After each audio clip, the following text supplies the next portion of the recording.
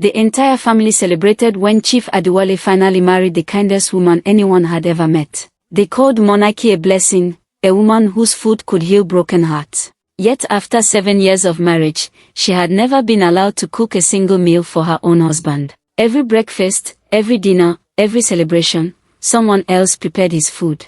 Whenever she offered to cook, Adewale simply smiled, then quietly changed the subject. She believed it was simply another strange habit of a wealthy man, until the night her widowed mother unexpectedly arrived from the village. Hungry after the long journey, her mother unknowingly served herself from Chief Adewale's untouched dinner. Terrified, Morenike rushed into the kitchen and secretly cooked another identical meal before her husband returned. She believed she had saved an embarrassing misunderstanding.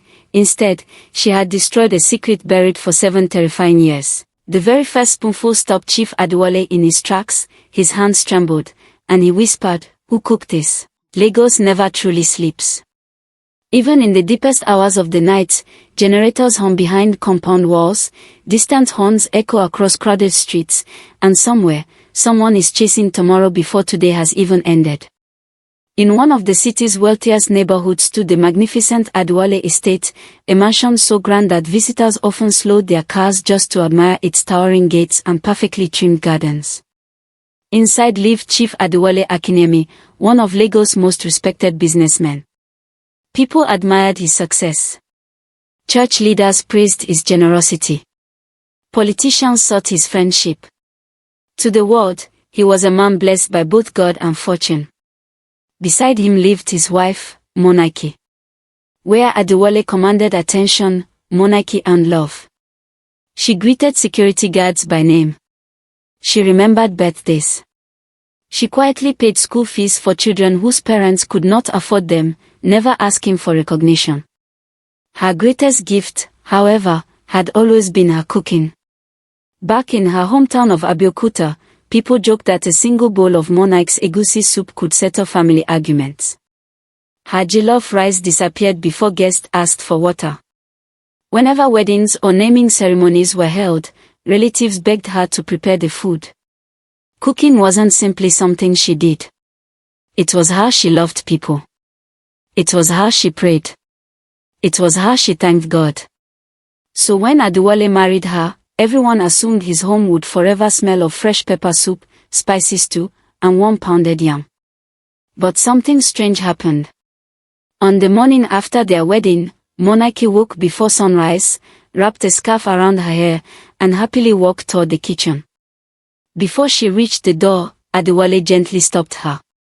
"Morenike," he smiled softly, "from today, you'll never cook in this house." She laughed, believing he was teasing.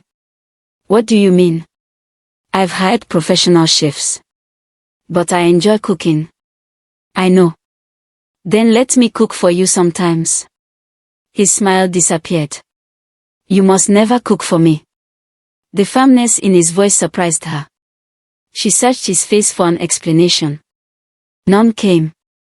Instead, the following morning, an elderly chef named Mama Busy arrived. She prepared breakfast, lunch, dinner, every single meal, every single day. Whenever Morenike tried helping, Mama Busy would politely stop her. "Madam, Chief has given strict instructions." After a while, Morenike stopped asking. Perhaps, she thought, this was simply how wealthy families lived. Months became years. Life appeared comfortable. Yet behind the expensive furniture and smiling photographs, another pain quietly settled inside the mansion. In their second year of marriage, Morenike became pregnant. The entire family celebrated. Baby clothes filled the nursery. Names were chosen. Dreams were built. Then, without warning, she lost the baby. Doctors called it unfortunate.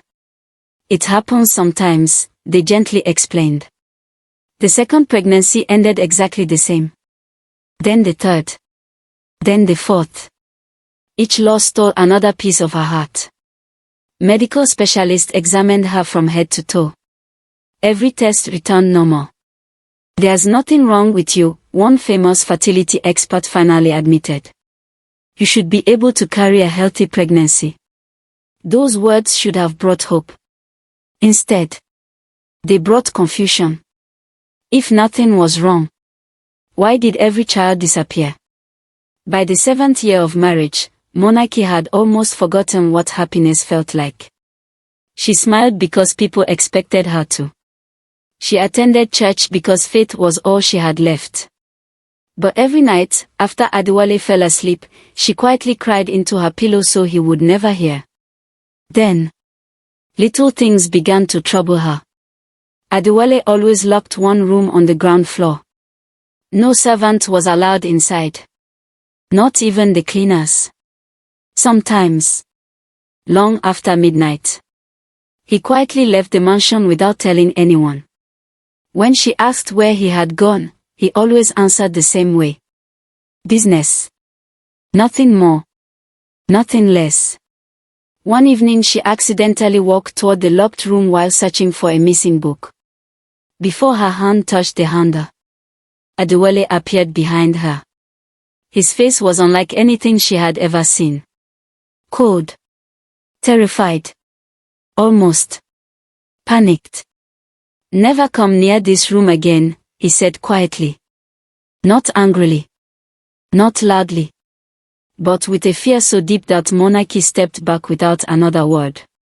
That night, for the very first time, she wondered whether the greatest mystery inside her marriage wasn't the children she kept losing. Perhaps it was her husband himself. And deep inside her heart, a frightening question quietly appeared. What exactly was Chief Adewale hiding? The answer arrived 3 days later. It came quietly, hidden inside a simple family visit. Morenike's widowed mother, Morenike, traveled from Abeokuta without warning after hearing her daughter had been looking weak during their recent phone calls. My child, she smiled warmly while hugging Morenike, I missed you. For the first time in months, the mansion echoed with genuine laughter. The two women spent the afternoon talking about family, childhood memories, and the recipes Morenike used to prepare before marriage. Chief Adewale left shortly before sunset for another mysterious business meeting. As always, Mama busy prepared his dinner. A rich pot of egusi soup with tender goat meat and pounded yam sat inside a polished food flask on the dining table. Then she went home. Hours passed. Morenike had eaten nothing since morning. I'm starving, she laughed. Before Morenike could answer, her mother walked toward the dining room, opened the flask, and served herself. The aroma filled the house. It smells wonderful. She smiled happily and began eating. Morenike watched absent-mindedly. Until suddenly, something inside her froze. Her heart began racing. She couldn't explain why. It wasn't fear. It was instinct. A strange feeling she had ignored for 7 years suddenly screamed inside her chest. Mama, she whispered. Her mother looked up. Yes. Please stop eating. Confused, the older woman lowered her spoon. What happened? Without answering, Morenike rushed into the kitchen. For 7 years she had obeyed one strange rule. Never cook. Never touch her husband's food. Never ask why. But tonight, there was no time to think. Only time to act. Her hands moved on their own. Palm oil. Ground egusi. Crayfish. Stockfish. Fresh peppers. Seasoning. Everything she had learned as a little girl returned without effort. Within 40 minutes, another pot of soup sat steaming before her. She carefully replaced every spoonful her mother had eaten. She cleaned every pot. Washed every surface. Returned the flask exactly where it had been. When she finally sat beside her mother, neither woman spoke. An hour later, the sound of Adewale's black SUV echoed through the compound. He entered smiling. He greeted Morenike respectfully. Asked about Abeokuta. Spoke about business. then quietly excused himself for dinner. The two women remained in the living room. They heard the flask open. The spoon touched the bowl. Silence. Then, a loud crash. The spoon struck the floor.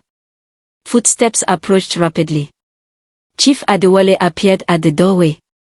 His face had completely lost its color. His hands trembled violently.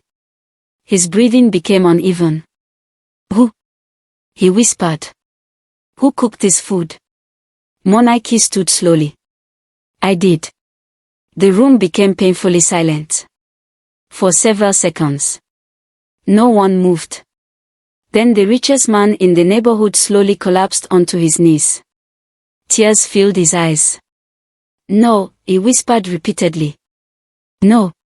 No. No." Morenike stared in confusion. "Adewale." He looked toward Morenike. "I begged you. I told you never to cook." "Why?" Her voice was calm. Not angry. Not afraid. Just tired. "For 7 years. I obeyed. I buried 4 children. I blamed myself.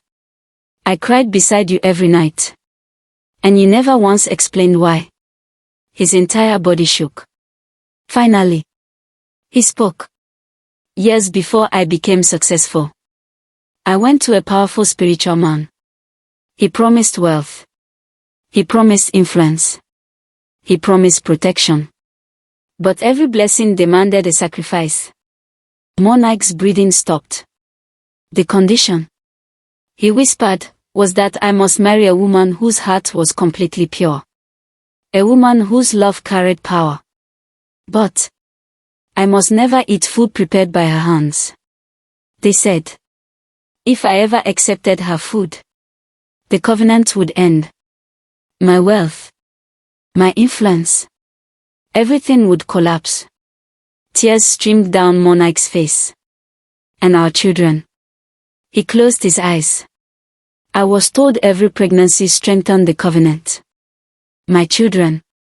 Our children. They were never meant to live." The words shattered something inside the room. Morenike cried out in horror. Morenike stood perfectly still. The silence that followed hurt more than screaming ever could. Finally, she spoke. "You didn't lose our children. You sacrificed them." Adewale lowered his head.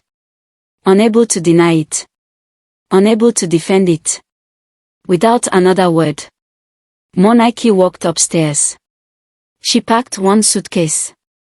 Her wedding photographs remained behind. The expensive jewelry remained behind. The mansion remained behind. She carried only her Bible, a notebook of old recipes, and the little wooden cooking spoon her late grandmother had given her as a teenager. When she returned downstairs, Adewale was still sitting on the floor. "I've lost everything," he whispered. Morenike looked at him one final time. "No. You lost everything. The day you chose darkness over your family." She took her mother's hand. Together, they walked out of the mansion forever.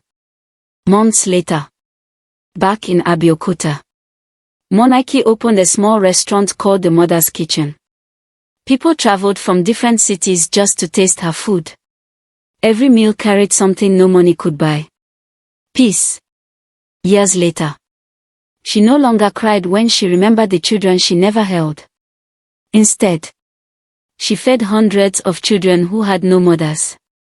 And every evening, as grateful families smiled around her tables, she finally understood something. The gift God places inside a good person's hands can be delayed, hidden, even stolen for a while. But it can never truly be taken away. Sometimes, the very gift someone fears most becomes the miracle that finally sets you free.